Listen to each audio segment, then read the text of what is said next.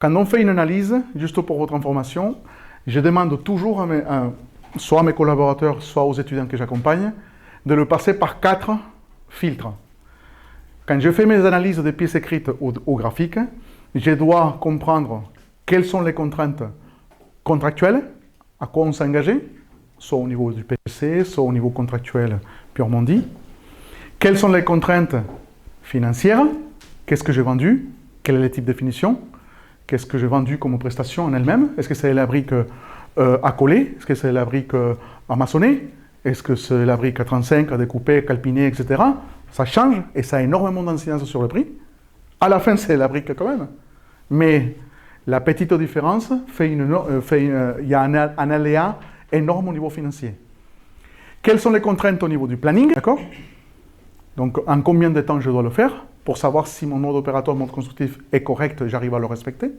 Et quelles sont les contraintes techniques? C'est-à-dire, est-ce que je suis conforme au DTU? Est-ce que je suis conforme aux fiches techniques? Est-ce que je suis conforme à l'ouvrage qui m'est demandé?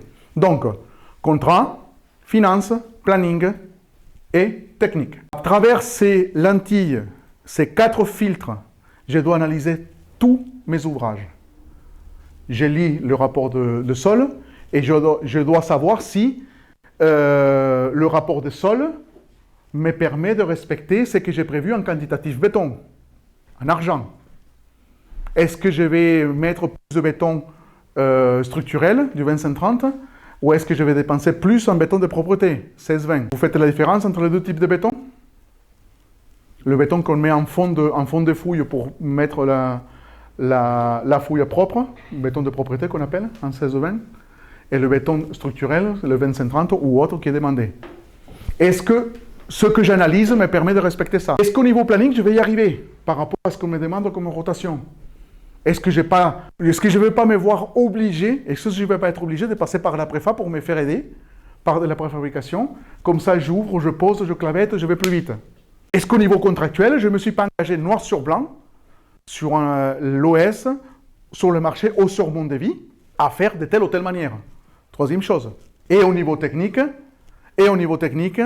est-ce que les termes techniques que je retrouve dans le rapport de sol me permettent de répondre aux questions, au cahier des charges de l'ouvrage fini que je suis en train de construire? Une école, un hôtel, un local commercial, etc.